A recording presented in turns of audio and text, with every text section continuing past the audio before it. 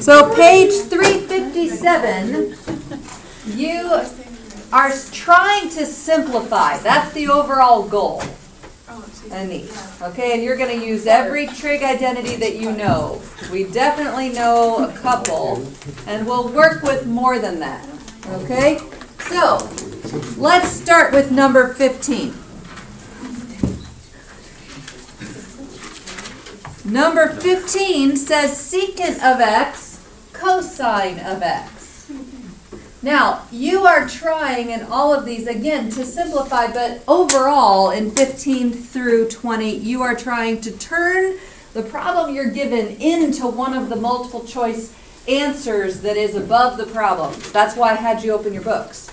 Okay, so page 357, look at A through F's options. We need to try to manipulate this thing to turn into one of those 6 options. So let's look at this. Secant of x, cosine of x. What one thing might you start by doing to try to morph this into A or A, B, C, D, E, or S answer? Okay. Huh? Breaking apart secant. Break apart secant. So secant is the same thing as what? 1 over cosine. 1 over cosine. Maybe I should try writing that down. So secant is also 1 over cosine. That's multiplied by cosine. What can I do? Cross them out. I can cancel the cosines, and what am I left with? 1. What answer choice is that? D. B? D. D. So 15 should be D. 16. 16 says tangent of x, cosecant of x. Manipulate it. Tangent of x, cosecant of x. Tangent's a sine over cosine. Yes. Tangent is sine over cosine. That's a good place to start. Sine of x over cosine of x. While I'm at it, let's change cosecant into sines and cosines. What is that the same thing as? 1 over sine. Huh. Cosine. Canceled the sines. Okay. So sine cancels and you're left with 1 over cosine of x. Which is But I should never have cosine in the denominator because cosine is the same thing as 1 over cosine is the same thing as secant. Very good. So you have secant of x. Is that one of your answer choices? Yeah. Which one? A.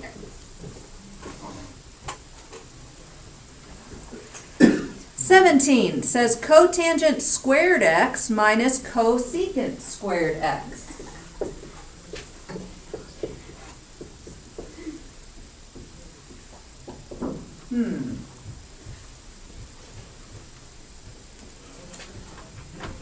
Ideas?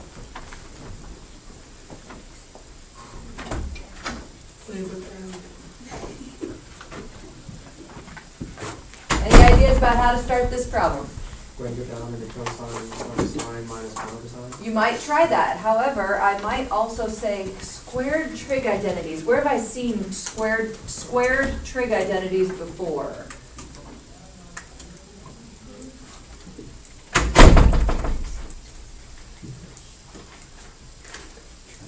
We definitely had 3 of them in the last chapter. We learned in the last chapter that sine squared plus cosine squared is 1. 1. Sine squared over cosine squared would be tangent squared. That's not this though. So sine, this is a Pythagorean identity. Do we need to review where this comes from, or do you understand it? I'm good. I got 1, I'm good. I better review it. So this comes from, let's draw it right here. The right triangle of your unit circle whose radius is 1. The x value would be the horizontal leg. That's cosine in your unit circle. The y value would be sine in your unit circle.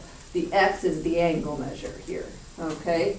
The Pythagorean identity says a squared plus b squared equals c squared. Here a and b are sine and cosine, and c is 1. So sine squared plus cosine squared equals 1.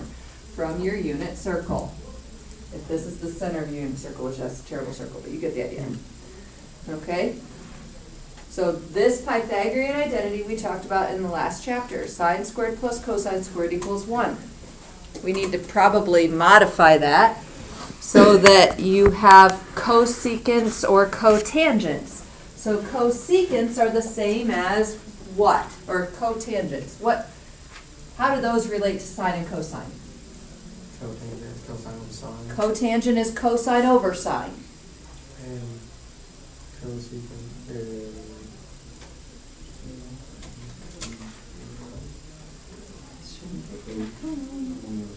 Cosecant is 1 over sine. So this is cosine over sine, this is 1 over sine. I'm seeing a lot of sines in the denominator. So maybe I should take this thing and divide everything by sine squared. If I do that, let's see, sine squared over sine squared gives me 1. Cosine squared over sine squared gives me what? Cotangent squared. And I'm equal to 1 over sine squared, which is cosecant squared. So if 1 plus cotangent squared equals cosecant squared, can I use that here to help me simplify it? yes. Probably. So let's see. I can either modify that so that I substitute in for cotangent squared, or I can substitute in right now for cosecant squared. Doesn't matter to me. Let's plug in for cosecant squared. Even though it's more mistake prone as we go, somehow I'm getting the feeling that that might work better with you guys as a class. So cotangent squared x minus, I'm supposed to subtract whatever cosecant squared x is equal to. Cosecant squared x is equal to 1 plus cotangent squared x. So I need to subtract the quantity, and that's where people might make mistakes. Subtract the quantity, 1 plus cotangent squared. Distribute the negative. What do you get?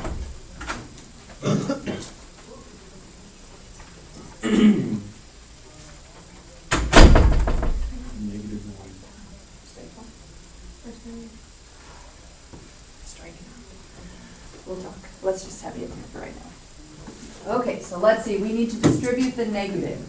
So cotangent squared minus 1 minus cotangent squared. How does that help me? The cotangent squareds can cancel, but I'm still left with what? A negative 1. Very good. I'm so glad you didn't drop that negative. A negative 1, and that is answer choice B. Yeah. Okay, so is that like the sine squared whatever, okay, the one on the right. Is that gonna help us with all of them? If we need it? Many of them. Just- Anything that has a squared trig function in it, you might want to reflect on your Pythagorean trig identities, which come from sine squared plus cosine squared equals 1. There are 2 more. One of them involves cosecant and cotangent, and the other one involves tangent and secant. Okay, and you can derive them by just dividing sine squared plus cosine squared equals 1 by sine squared one time, and by cosine squared the other time. So really, you need to know sine squared plus cosine squared equals 1. That's non-negotiable. But the other 2, you can come up with them. Okay?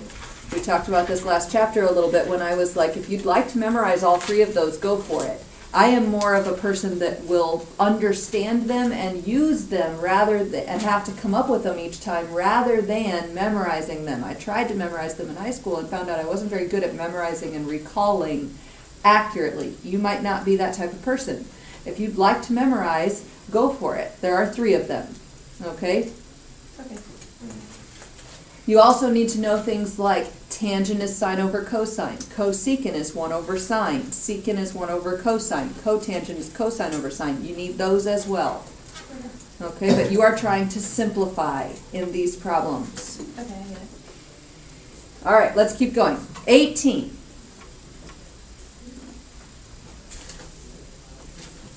So we've used D, A, and B, right?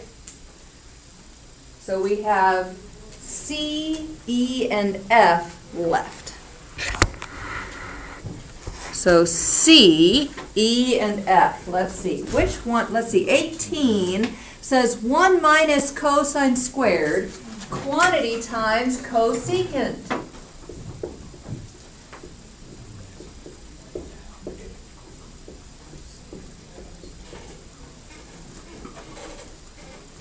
How can I change this one?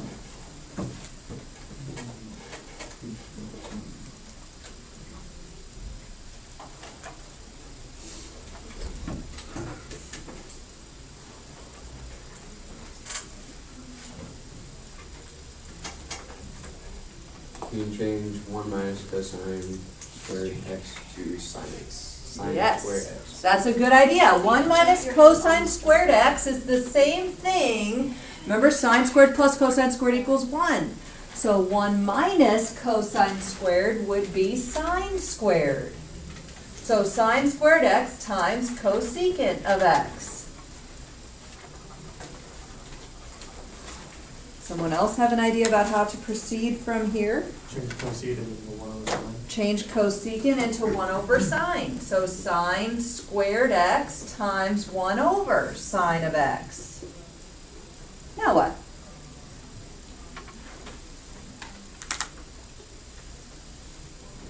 Take out the sine of x. Yeah, you can cancel, this is like over 1. You can cancel one of these sine of x's with that sine of x. I cross them out like this, but you're still left with a sine of x. Okay, and that would be your answer. So which option is that? C, E, or F? F. Okay, so we have C and E left. Now I have to tell you, the first 4 of those is not the reason that I chose to do these problems. Those first 4 were kind of supposed to be warm-ups. Because these last 2 are where you're going to need some brain power. Are we just Okay. supposed to know that 1 minus cosine squared x is sine squared x? You need to know Is that that one sine of them? squared plus cosine squared equals 1. If sine squared, I'm writing it here so that it's on the video. If sine squared plus cosine squared equals 1,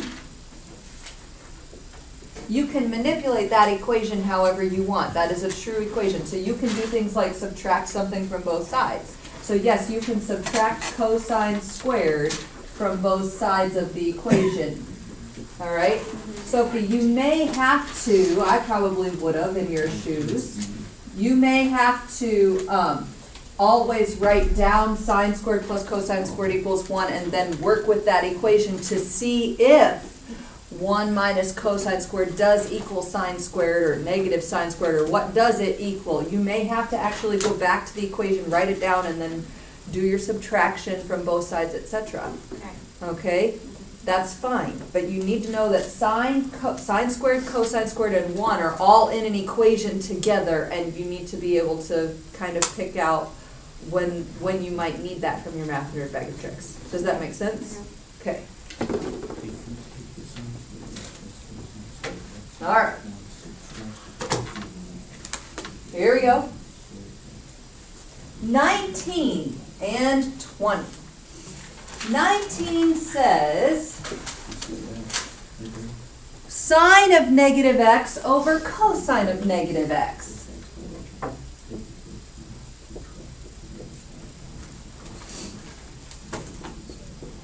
Now, I need you to reflect on something from that we did talk about in the last chapter. At the very end, we talked about even and odd functions. So this is an application of those. Okay, here we go. Sine of negative x. If I'm on my graph of sine of x, which looks like this, 2 periods drawn, if it were accurate, okay? Sine of negative x would be over here. And actually it doesn't have to, but we won't go there right now. Okay, so that gives me this height. How does that compare with sine of positive x?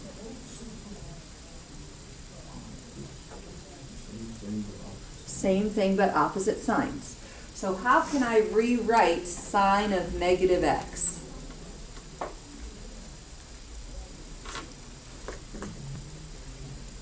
So this would be Sine over Let me give you an example.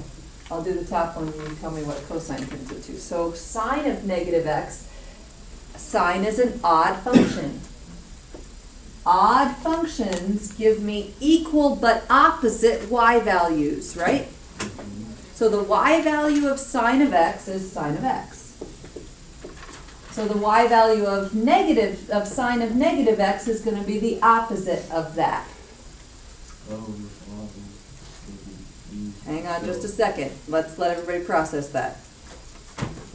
Because the function is odd, your function values of opposite x values give you opposite y values. Does that make sense? Opposite x values give you opposite but equal valued y values. We wrote it formally like this. F of negative x equals negative f of x. But this is an application of that. You can't just memorize that odd functions, opposite x values give you opposite y values. You actually have to understand it to be able to do this. Okay? Just out of curiosity. Well, no, wait. We'll wait till we do cosine. So let's see if we can do cosine similarly. So cosine looks like this. Cosine starts high and goes low. What can you say about cosine of negative x? Let's see, negative x. Oh, it gives me the same height as x, right? So cosine of negative x is that cosine is an even function. So cosine of negative x equals cosine of x. Now Tyler just kind of took the steering wheel there for a second from the car of our classroom, which is fine, so I know he gets it. I want to know, just out of curiosity, and some of the rest of you may still be processing this, do any of the rest of you get that? Do you understand what we've just done? Just show me your hand for a second if you get that, so I can kind of get a feel for it. Does that make sense? Sort of, doesn't matter which hand. Okay, so I've got about 6 or 7 of you that get it, I think, which is good. The rest of you, if you would like, and it's not really clicking right now, that's okay. First of all, it may still click. Okay, don't give up on it. However, if you are more of a memorizing person, they do have a blue box for you a couple pages before page 357 that summarizes all of these identities that you need, and you can memorize them. But if you understand them, I think you'll be better off. I could be wrong.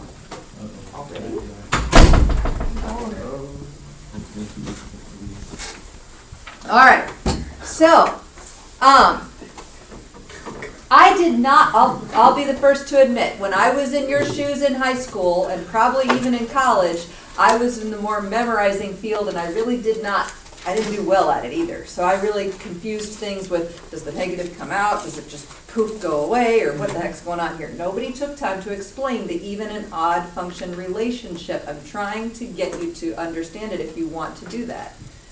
Okay, you can memorize it. I'm not saying that's impossible. But it's probably better off for you if you will understand where it's coming from. So yes, sine of negative x is equal to negative sine of x, because sine is an odd function. So the opposite x value gives you an opposite y value. Cosine is an even function, so cosine of negative x equals the same as cosine of x. Okay, we're not done. Sine over cosine. When have I seen sine over cosine? In a tangent. Sine over cosine is tangent. So the negative can just come out in front of the fraction. So I could actually write this as negative tangent of x. Oh, is that one of my answer choices? Yes. Which one? E. Okay, so that is E. So 19 is E. Well, we know 20 then has to be C, but how the heck do they get there? So let's work on number 20 a little bit.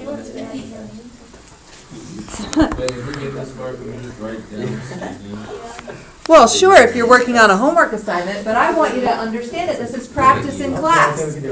Yes, Robin.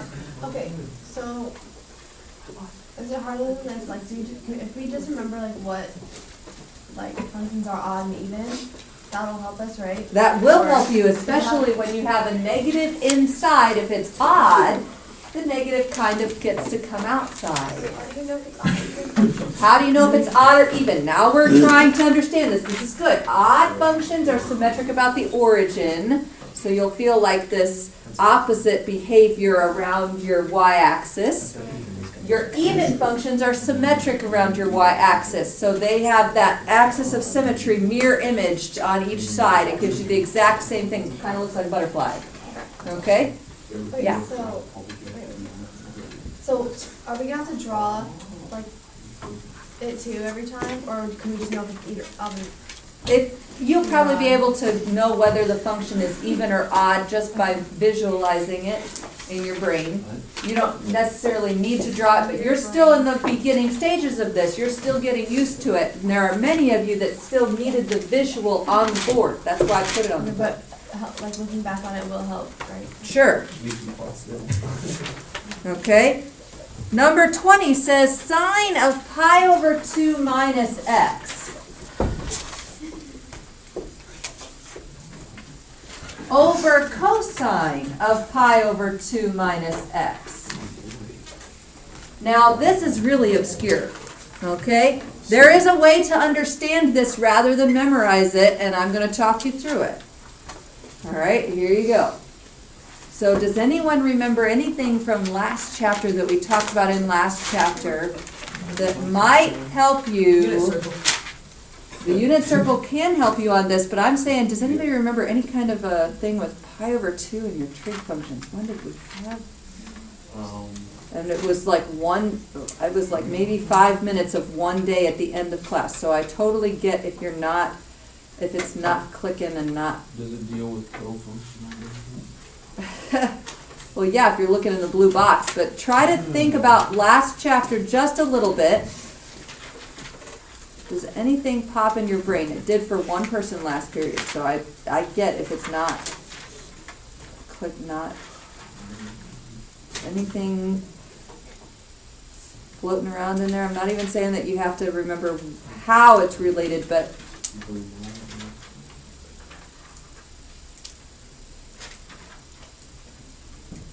do you remember when we first graphed sine and cosine, these two functions right here? And we may have talked about how they were related to each other. I may have said something like, this graph is that graph shifted, there we go, shifted pi over 2 units that way. So maybe that's some of what's playing into this. Let's talk about transformations, okay? So, now we're going to talk about sine and cosine, and we're going to actually do these transformations to it. Okay, this is going to pull from what transformation knowledge we had back in chapter 2, and now you're seeing why I can't switch chapters 4, 5, and 6 with chapters 1, 2, and 3. You have to know the stuff in chapter 2 before you can do transformations on chapter 5 and chapter 4. So here we go. So y equals cosine of x. Let's start with that one. That one starts high and goes low, is how we might say it. Looks like that. Yes? Okay, so what does the pi over 2 and the negative in front of the x do to my graph of cosine of x? Flips it upside down and Okay. I don't know if it moves or shifts or something. It shifts pi over 2 units which direction? To the left. Very good. It's always opposite of what you think for the things that are with the x. Okay, now, you are flipping, but you're flipping x-wise. So you're flipping horizontally.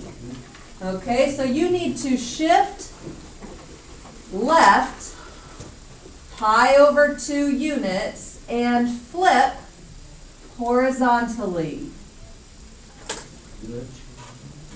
It does change things, especially if you do it in different orders. You actually have to shift first and then flip horizontally second. Okay, so let's shift this graph pi over 2 units left. So that's going to take, let's see, these x-intercepts. This x-intercept is at pi over 2. So it's going to go to the origin. And then I will continue to fall from there and go back up. All right, so there's my graph shifted left pi over 2 units. Now I need to flip horizontally. So shift left and then flip. So you're going to flip horizontally, shift left pi over 2 units. Flip that thing horizontally, and it's going to spin around the y-axis so that this high stuff here becomes on the positive side. And this low stuff here on the right side of the y-axis goes to the left side of the y-axis. Does that look, what does that look like? Whose graph is that?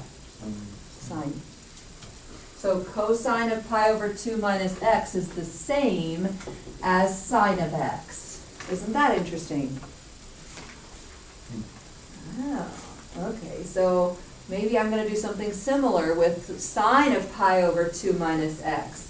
So sine of pi over 2 minus x, how do I transform the sine function? And the sine function looks like this. Thank you. Sine function looks like that. What am I going to do to that sine function? What's the pi over 2 and the negative do to it? Still same transformations. Shift left pi over 2 units, and you're going to flip horizontally. Okay, so I need to do that to my sine function. Here we go. Shift left pi over 2 units. Okay, so this high point right there is now going to move to the y-axis, and then I'll fall. So there's the shift left.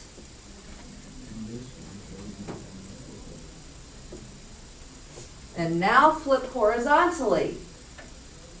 Well, that doesn't change it, because it's symmetric around the y-axis. This graph right here is even, so when you flip it horizontally, it doesn't change. So therefore, whose graph is that? Cosine. So sine of pi over 2 minus x is cosine of x.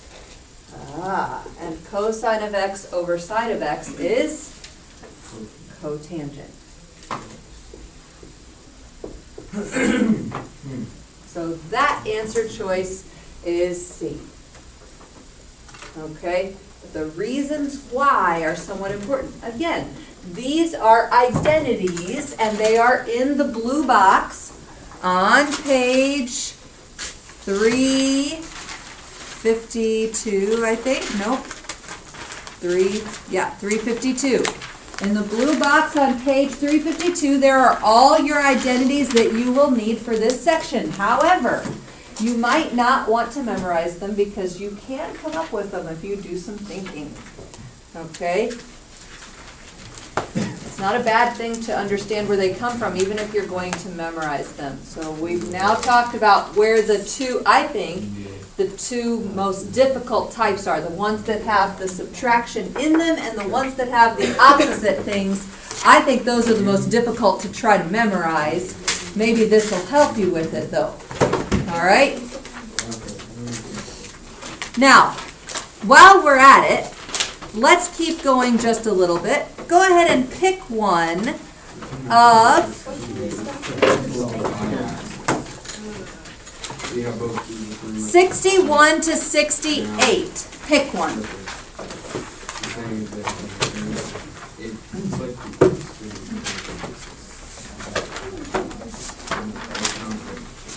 Look at 61 to 68. Pick one. Let's do one of these.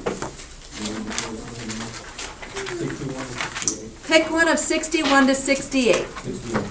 68. 68? No, 61. 61. Why did you put it in this one? Go 67. Maybe we'll have time, we'll do 67 next. It's like 4 minutes. Sine, oh, they're all the odd ones are in the back of the book, but these are verifying ones, so it's gonna say something like answers may vary. Or it might say simplify, but you actually have to show me the work in simplifying to get the credit, because otherwise otherwise you could just get the answer out of the back of the book. So you can, sure, I'll tell you what this simplifies to be, no problem, but the question is how do you get there? So sine of x plus cosine of x, quantity squared. This thing is not simplified because it's quantity squared. What do we need to do to try to simplify this thing? Square it. Square it how? Square each of the things. Sine squared. What did you say? Do 4. Sine squared plus cosine squared. Can't distribute the squared over addition, but you can FOIL.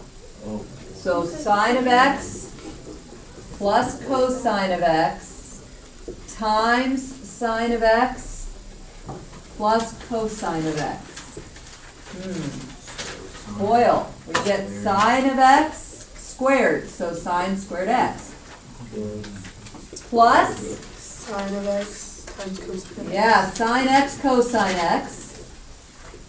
Plus cosine x times sine of x. And I might as well write multiplication in the same order I just wrote it a minute ago, since they are the same thing. And Okay, then cosine x squared. and then cosine squared x. Don't understand this? We FOILed.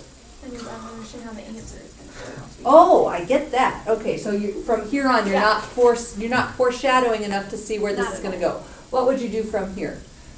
Leave it like that. I would probably look at these and say, those are the same, why don't I combine them? Okay. Do you see that? Yeah. Okay, 2 sine x. so 2 sine x cosine x. What about this sine squared x plus cosine squared x? 1. If it's addition, it doesn't, the order I write it in does not matter. So maybe I should rewrite it so that it's sine squared x plus cosine squared x next to each other. I just like shift it, move things around, reshuffle it. So sine squared x plus cosine squared x. Let me just write those next to each other. Now it's kind of popping out to people that those two things added together equal 1 all the time. So this thing is the same as 2 sine x cosine x plus 1. Done. That's easy. Yeah, you can't really do much from there. If this were tangents, you might be able to simplify a little bit more because you could change it into sines and cosines. Let's look at 67. Do we have time? But not. We have 2 minutes. Yeah, we better stop. Okay. Your assignment